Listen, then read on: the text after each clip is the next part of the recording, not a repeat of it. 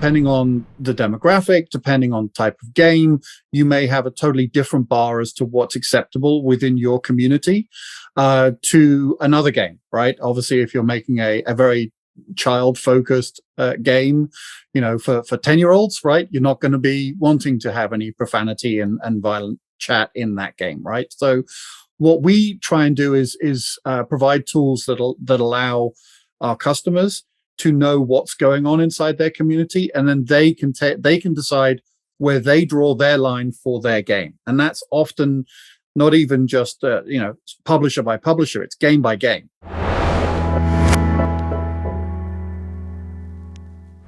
If you're going to be in the middle and you want to prevent sort of harmful messages from ever getting to your users while they're messaging with each other, you really do need a very low latency solution to understand whether or not the message might be harmful. And in that case, like the recommended thing that we've talked about is if you inject more than a couple hundred milliseconds total into message transit time between users, you start to feel a lag. And you might notice this if you use, iMessage or any of those sorts of things. If it starts to slow down because your network's slow or whatever, you will notice, and it will feel kind of weird. So in that case, like, can you get whatever processing you're doing close to whoever's going to be using the system? Can you scale up and down depending on how many users you get? You're hoping, in a gaming context, that your game is going to be super popular. And that means that you're going to have big swings, at night when people get off work. And that's going to be, depending on which region you're in, like that swing's going to vary quite a bit. So it's really important to understand, like, how can you scale up and down? And then, of course, which I haven't even mentioned yet, is like how many languages you're going to operate in, and how are you going to deal with that?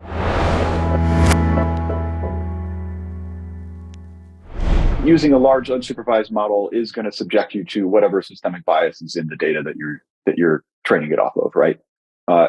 As I mentioned before, we lean heavily on supervised learning as the final step in all of our decisions. And we spend a lot of time with our in-house research team and language experts to make sure that the definitions for our individual behaviors are fair, executable by a machine learning product, and are not biased in the wrong ways, but are protecting the right kind of behaviors, which might be kind of, and we didn't talk about this too much, but sort of as a new offensive behavior becomes like a meme or something like that. I don't want to call any of them out, but as one becomes a meme, how fast are you going to know about that is one of those spots where I think working with someone else can really help you there, because we're going to see it first, or we're at least going to see it in your data first.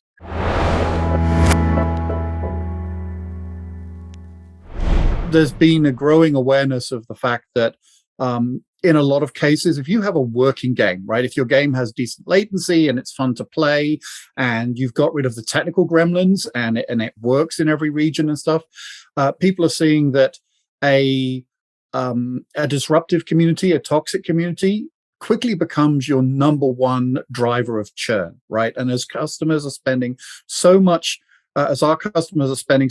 effort and finances to get players aware of their game and into their game, to then lose a chunk of them because of a small minority of your player base, because it is always a small minority, right? To have that small minority of your player base driving away hard-won customers is a real business problem. It has a serious impact on the bottom line.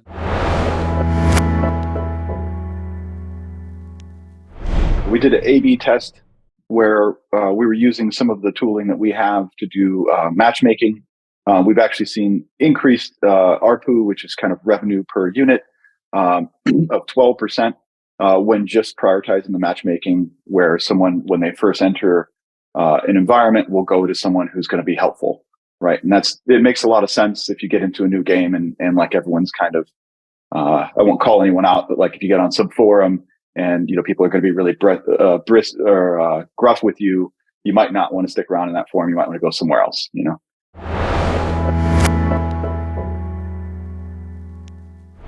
The number of messages we can process and the ability to sort of withstand large gain or large growth in usage of any of the games that we currently work with or any other platforms we currently work with has been phenomenal. We use the Elastic Kubernetes service. We use Kubernetes in-house a lot, and that's been really great. We don't have to manage Kubernetes, but also as part of that, along with some other stuff that we've done, we get auto scaling built in, and we can scale up and down based on sort of the traffic patterns, as we mentioned before with games. Usually sort of people are done with work and they start gaming a bit, and then eventually they go to sleep.